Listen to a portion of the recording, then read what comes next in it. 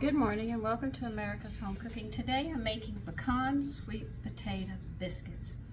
Sounds unusual, doesn't it? I know. I don't need to get everything wet. So let's get this started.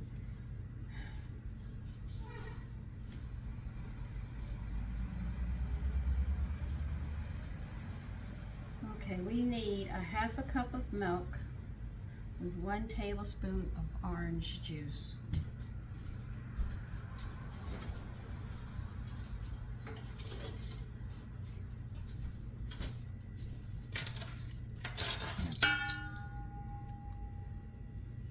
I have that under you because I don't have a lot of room. I have a half a cup of milk and I'm adding a tablespoon of orange juice to it.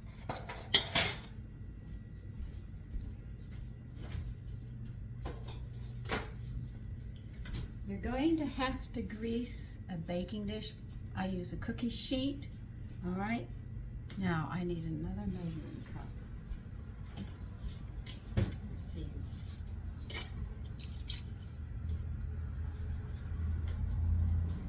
I had to make brown sugar this morning, dark brown. I'll show you how to make it because I need light brown and dark brown, so I'm going to be making sugar soon. In other words, all these things you buy, you probably have everything in the house to make this, but you don't know how to do it. So you end up spending extra money. The businesses get more wealthy, and we get more frustrated because we can't make ends meet, and it becomes a vicious cycle. So we need 1 cup of mashed potatoes, sweet potatoes, I mean. We know them in the South as yams, but everybody calls them by a different name. It's really not a sweet potato unless you sit there and add sugar and stuff to it, but it's just a yam, that's all it is. Okay. And we're gonna add 1 stick of melted butter to this.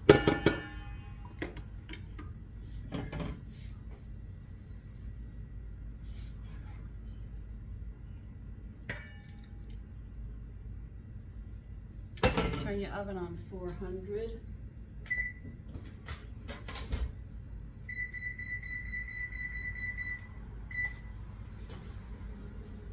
And we're going to add 1 tablespoon of dark brown sugar packed. So we'll get that going. Let me rinse my spoons off. I've got things that are wet around here and I'm trying to make room.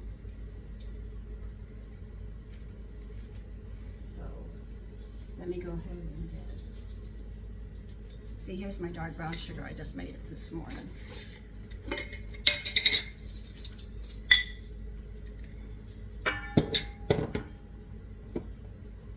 And it's real easy to make. You probably have everything in the house already for it. And you're going to need a tablespoon of maple syrup. Don't get the artificial because it just doesn't give you the flavor that you're looking for.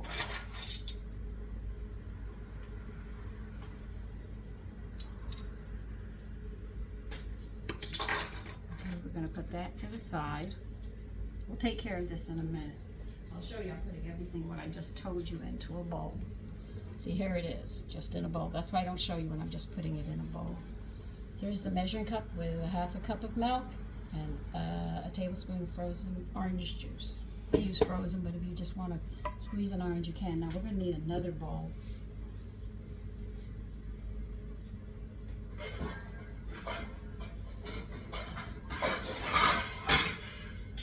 And into this one, we're going to add 2 cups of all-purpose flour. Need another measuring cup? No, one here.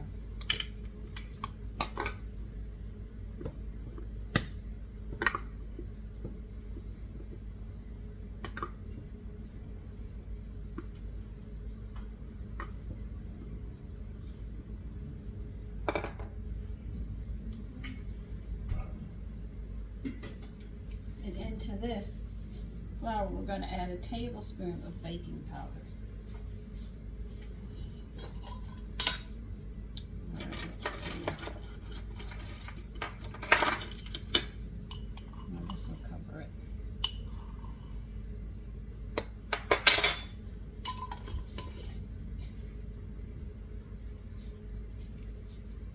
All right, we're going to have to be doing some chopping, but before we do that, I want to add a tablespoon of wheat germ into this.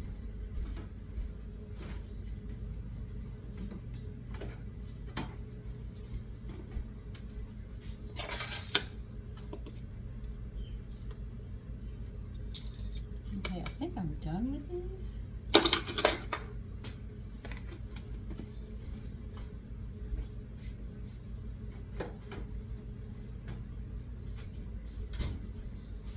Okay, put this on the side and get a cutting board. We're going to need it.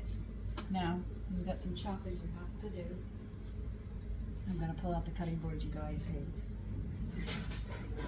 hate. And we are going to chop a half a cup of pecans.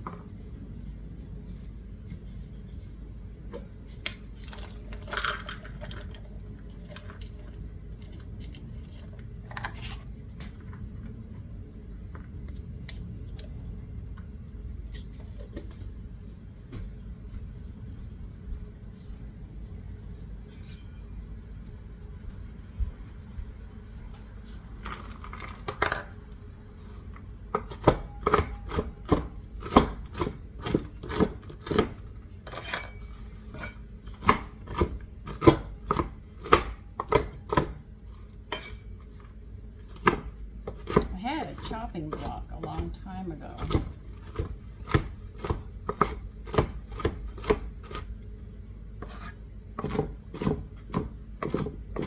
That was great when I had to crack bones and stuff. I've ruined many a cutting board after I lost that when I go to crack bones and stuff because I have to use them out and stuff.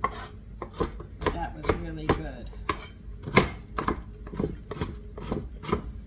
I had one that sat on the counter. I didn't have one that stood on the floor. And somebody took it. I don't know who. Now you take your nuts and put them in your dry ingredients, which is your flour mixture. Now, one more thing we've got to do before we start putting this together. And you're going to need a tablespoon of finely chopped crystallized ginger. Thank God I bought a pound of this stuff. I had 2 big jars of this at one time. That might make it.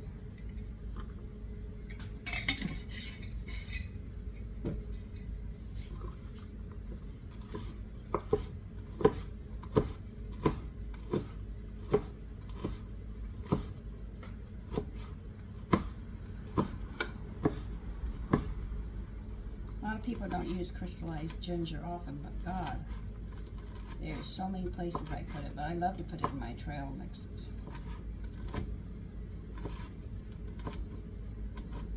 I like having fresh ginger around to make tea. Lemon ginger tea in the winter is so nice to have. I want to make it as a drink. I can make it during the summer and just sweeten to taste. Make a picture of it. It's really quite good.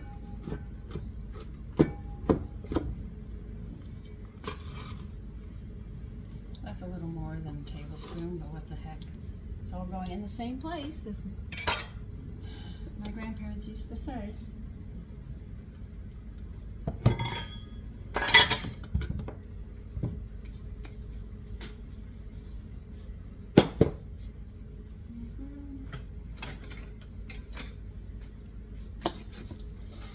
To mix this thoroughly because you want to coat everything so they will suspend throughout your biscuits.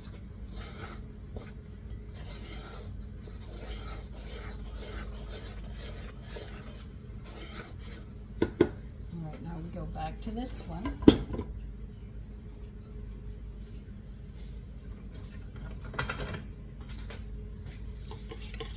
I'm going to mix this one up.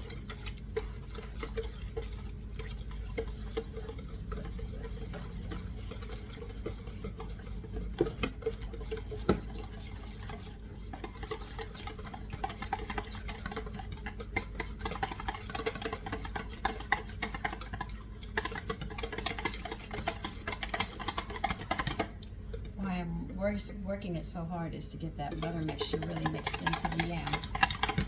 You'll see why when you get to your biscuits and get to try it. Now you're going to pour the milk and orange juice into it.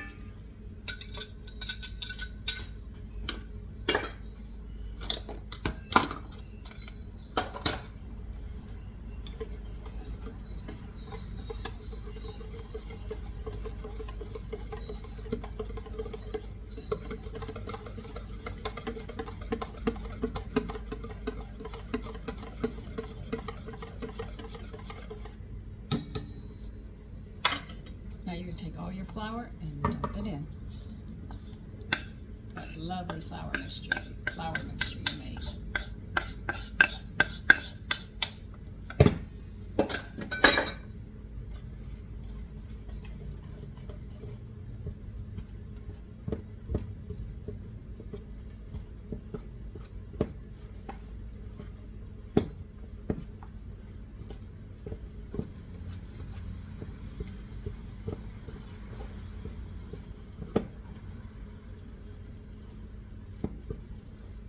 Yeah, it's going to have to be a floured surface.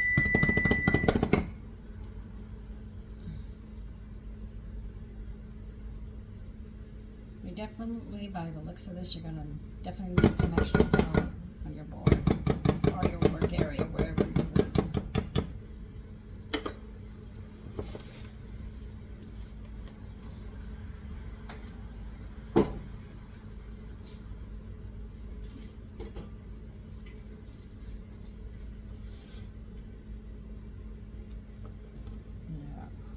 I'm looking at it over there. That's why I'm adding extra flour, because I can see what I'm going to need.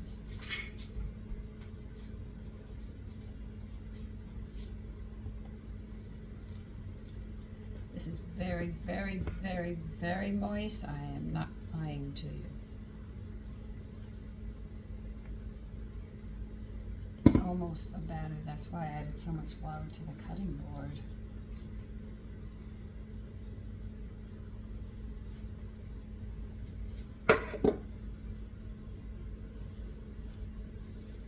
Well, my work area, I should say.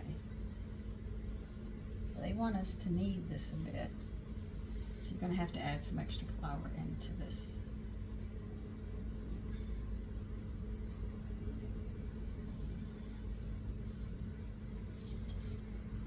And the reason you're adding it here depends upon your yams and how much moisture they have. That's why they say a flour surface. If you have I have moist yams, they're not very dry, as you can see, so I'm going to have to, this is where I'm adding my flour. If you add it to the batter and say, well, I'm going to have to add more, so you add more, you can mess up your batter because your yams might be dry. You just don't know until you get to this point. That's why sometimes they tell you to do that. I have to get more flour, so I'm rinsing my hands.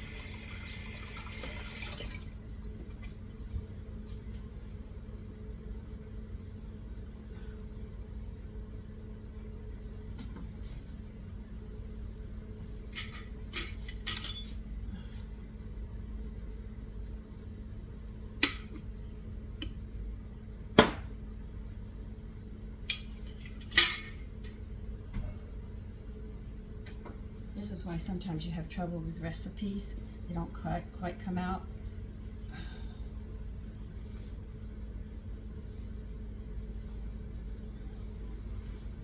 I think I made this recipe before.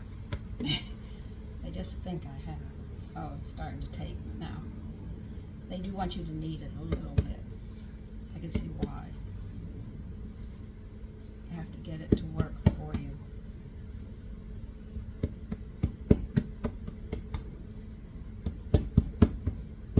They want this in a rectangle.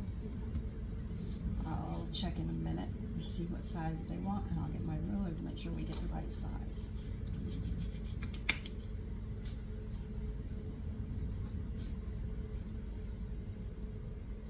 They want 12 by 6.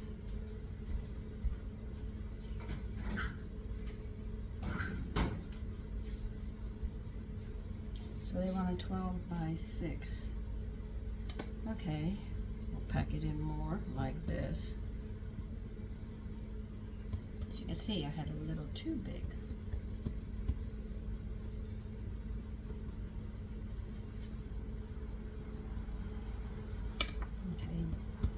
go out in this direction. Be very careful because this is going to stick. I'm not going to lie to you, it is sticking.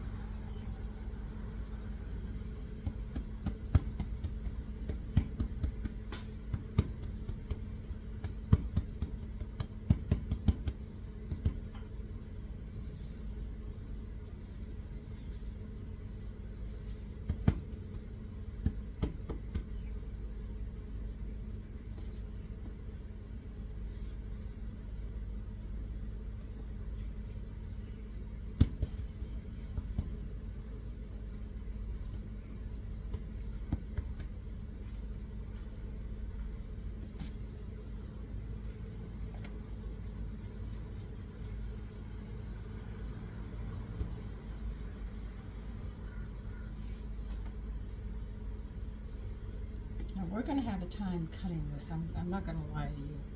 So know that we're going to have a bit of a problem. We're just going to do the best we can with what we have. Okay.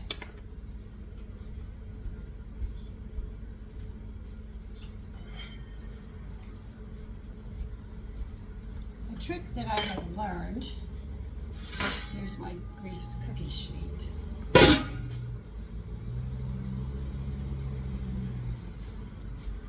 I'm going to use a serrated knife, which is a bread knife. You're going to have to put flour on it. You have to put flour on top of this too. How many am I making here? You want it 2 inches, 2-inch squares. Okay.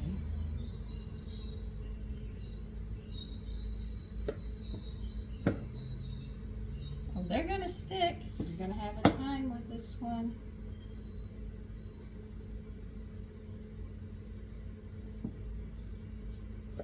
Make sure you really flour your knife, because you're gonna need it.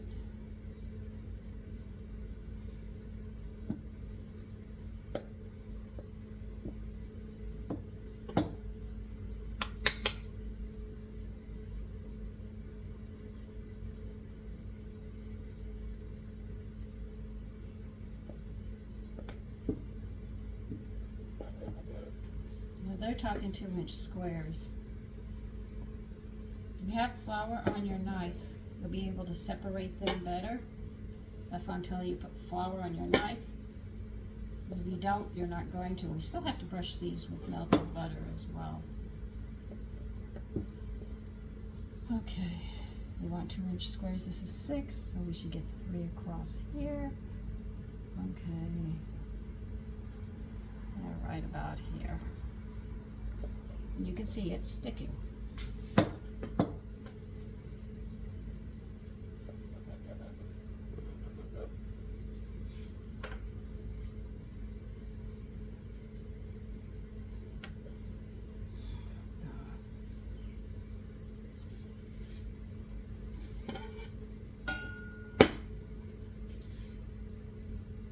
See, this is why you need to know what goes on in the kitchen.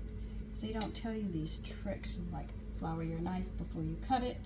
If you have a sticky dough and then you make it and it doesn't come out and you don't know, that's why I go through all these steps to give you all this knowledge so you can do these things. And some people already know it fine. Well, there's people who don't know it. Notice I keep on going through the butter knife.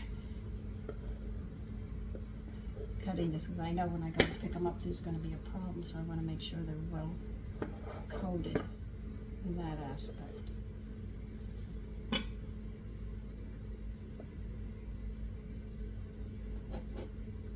Let's see if we can pull these apart. Okay. No, these aren't going.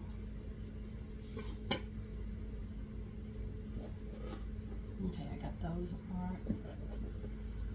Have these apart? No. They're very light, by the way. Don't think they aren't. They are extremely light.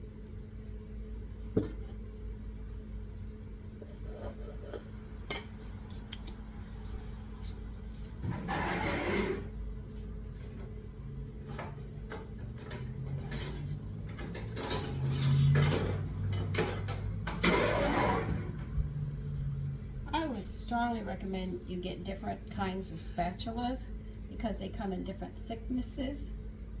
You can take a look. This is a thin one. I'm going to need a thin one for this one. That's why I got a thin one.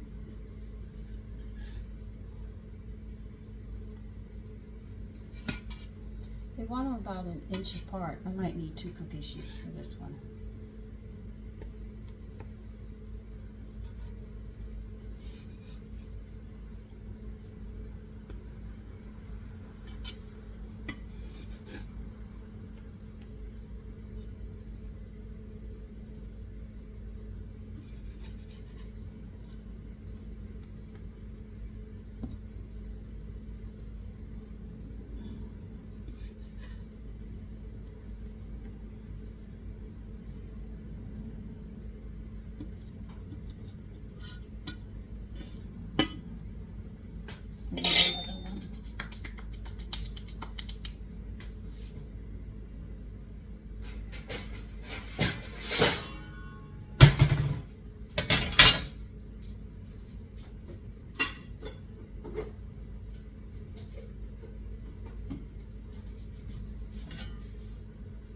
Now if you have a second batch and you can't get them all on one sheet, you can sit there and stick them in the refrigerator if you don't want to leave them out and you want to stop them from rising any more than what they're rising.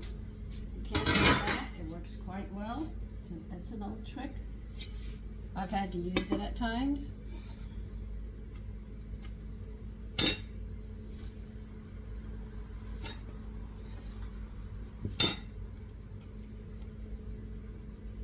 Why am I flipping them? To get some of the excess flour off. It's not working on all of them, but on some of them it is.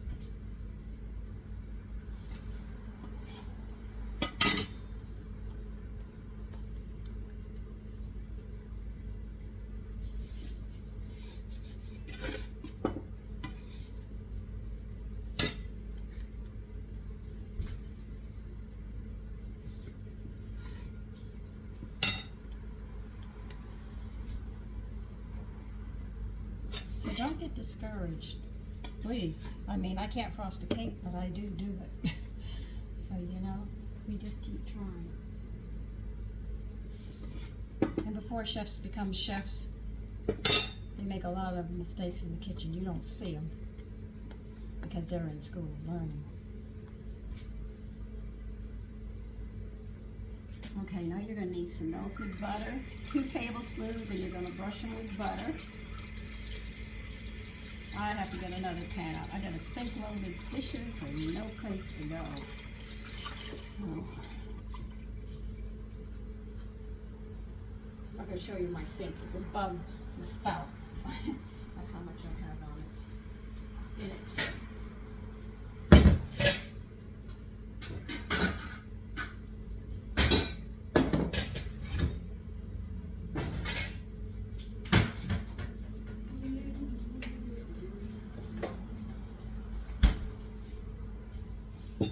I know you're not supposed to use this, but I am going to.